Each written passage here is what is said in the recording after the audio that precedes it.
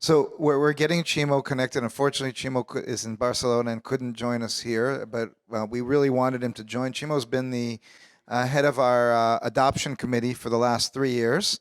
And even though he left his role at Randstad about 6 months ago, he asked to continue to be the chair of the adoption committee. So I want to thank him, although he's not up yet. Maybe he hears me on my computer while he's connecting him.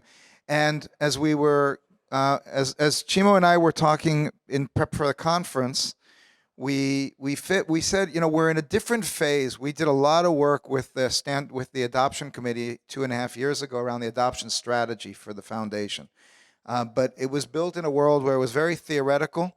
We sat back and we said, okay, what do we think, adoption is going to look like? How do we think we need to approach adoption?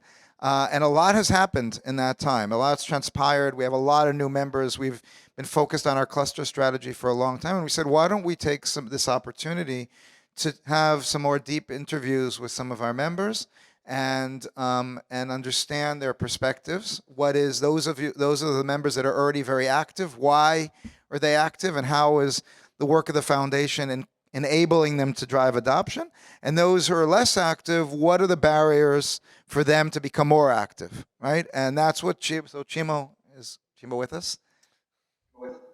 You hear us? Hey.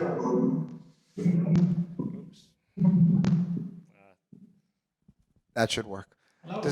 Hey, so Ximo Soler, head of our adoption committee from Barcelona. So thank you, Ethan, and good morning, New York, and to all of you. To me, it always feels special to connect back to this beautiful membership, and although I couldn't make it to fly to New York for the second consecutive year, I'm committed to make it possible next time. But yet, I'm very happy to contribute today in this day 2. I've heard that you had an amazing day yesterday. So as Ethan said, it's time to also think and look about the challenges and the opportunities that we have to go successfully to market with velocity as a community. And to do that, we decided to listen to some of you, most of you, in a one-on-one interview. So thank you as well to all of you who were very open and willing to share their thoughts with me over a video interview. So thank you to all of you. I'm going to be quick. But as Ethan said, we feel that we are entering into, a new phase. So everything that we did in the past was probably okay, but now I think it's to ask all of you and to ask ourselves to really push the pedal to the metal and try to really drive this sort of exponential growth that we are all willing to see around velocity and the digital credentials. So yeah, as Ethan said, we did a decent number of interviews, and I've tried to summarize in a high level view, if you will, most of the ideas, the recommendations, the suggestions, in a very easy and quick way. So there's a lot more. So feel free to connect with me or Ethan if you want to know more details about these insights. But let's probably start with the positive insights. And I tried to group them in four blocks, if you will. The first one is that we all feel that we are tech ready, and kudos to Andres and the team. But that was not the case, 2-3 years ago when we were just framing what velocity could be, and Dror was sharing with us, his vision. And I'm probably speaking on my own behalf, but I felt that was tech super complicated. But the good news is that the technology itself is off the table. So everyone feels confident, comfortable with the technology, with the tech stack, and that's also very great to hear from all of you. There are also a lot of positivity around the clusters. It's not maybe for all of you, but for most of you, the clusters are giving you the opportunity to try, to test, to experiment, and to prove what we like to call the art of the possible. It's also a great opportunity to connect with other members and to get to our customers in the industry or in the geography that we have so far. And that's something that most of you are very happy with, and that we have to continue and potentially opening to new customers. We talked, and you guys shared with me that there is a lot of content. There's a downside on the amount of content, but you are pretty happy with all the documentation, all the resources that Velocity Network Foundation is providing each of us to help us with selling internally or to connect with other members. So it seems that there is a great degree of happiness around the amount of content and materials to promote Velocity. And something I really like, because I'm a people-oriented guy.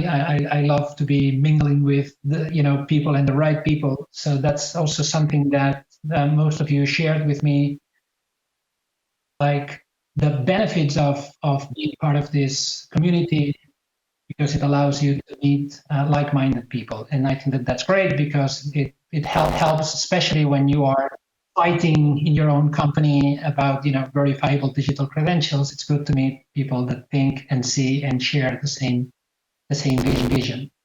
I like the quote below. I think that's something that resonated very, very highly with me.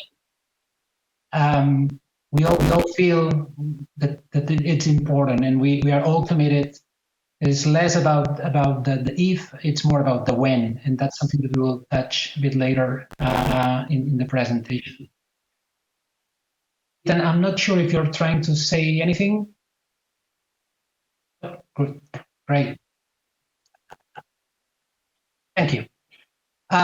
Also some ideas and recommendations about what VNF can improve or should improve.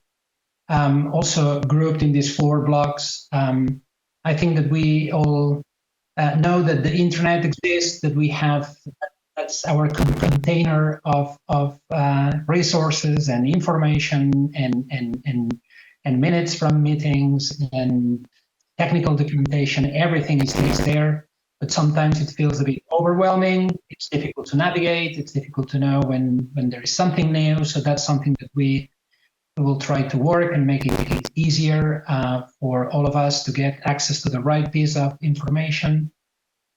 Meetings is something that I think that's probably very common everywhere, but some of you share that there are a lot of meetings, and very often it's the same company representative that has to attend to a lot of different meetings.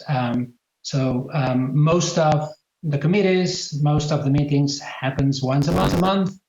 But obviously, if you are in 7 committees, or if you are in every Velocity meeting, then it fills quickly the agenda. So that's something that we wanna look at and see how can we make it more easy for all of us to make sure that we don't miss anything.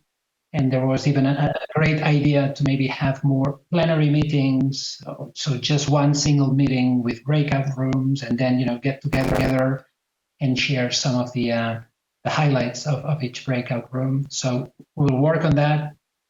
PR and awareness. There's a lot actually happening, but what you guys shared with me is that you need more. You want more distributed beyond LinkedIn, making sure that we get more PR attention, because that helps. It helps you to keep talking about velocity, both internally and externally, but also it gets to potential customers that it's one of the key triggers to accelerate the adoption, and also about sharing successes. I'm sure that yesterday you saw great initiative happening.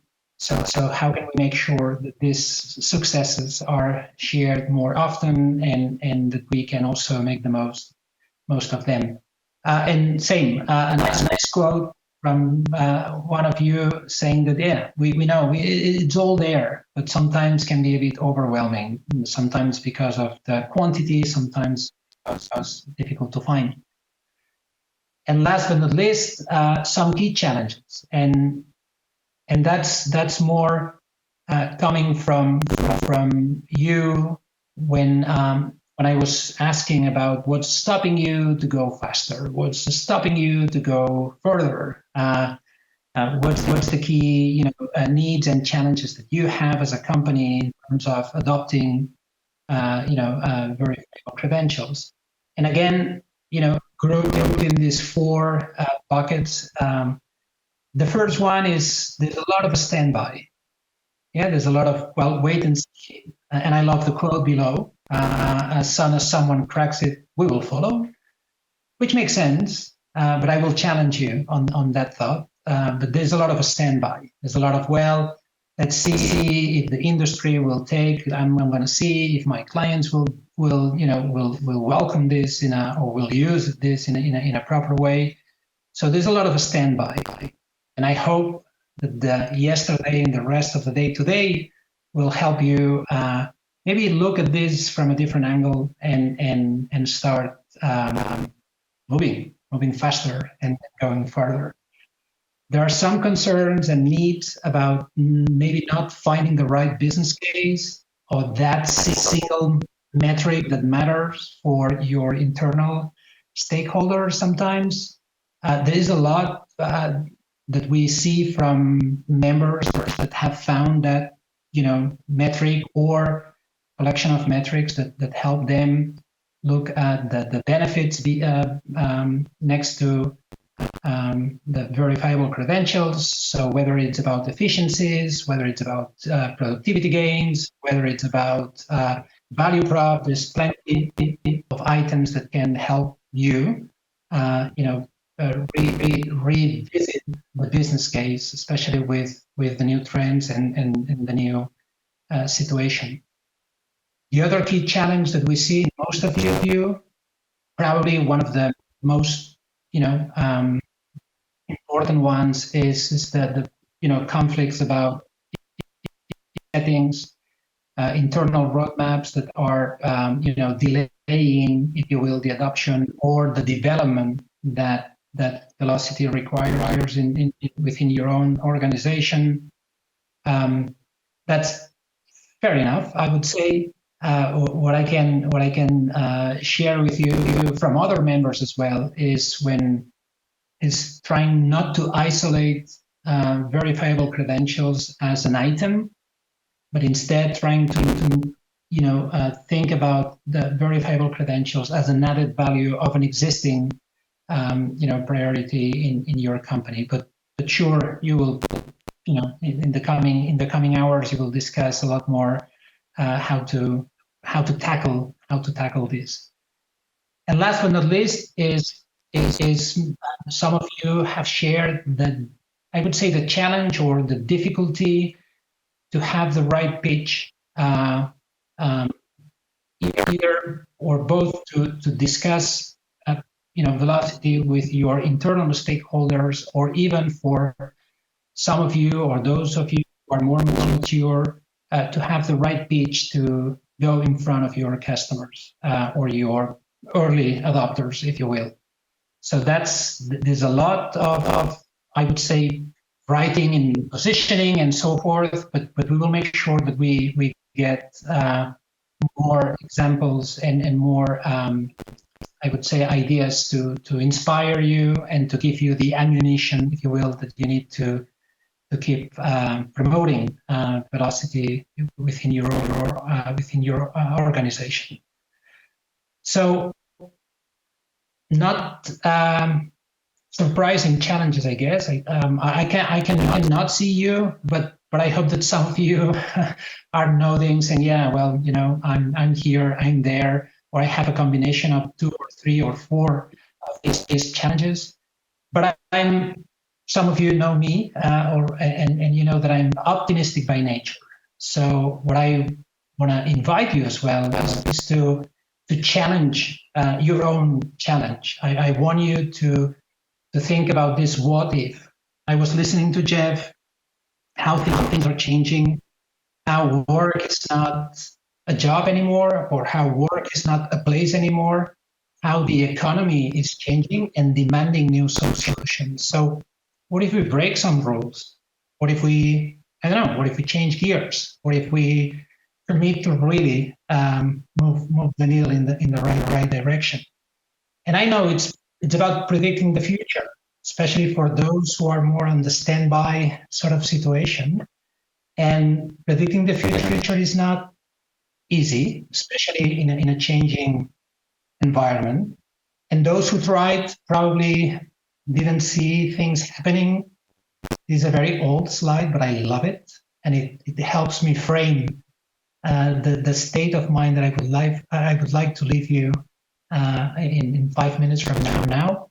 But it was the founder of the 20th century who wasn't sure about the TV or television could make it, especially he thought that it would be like 6 months.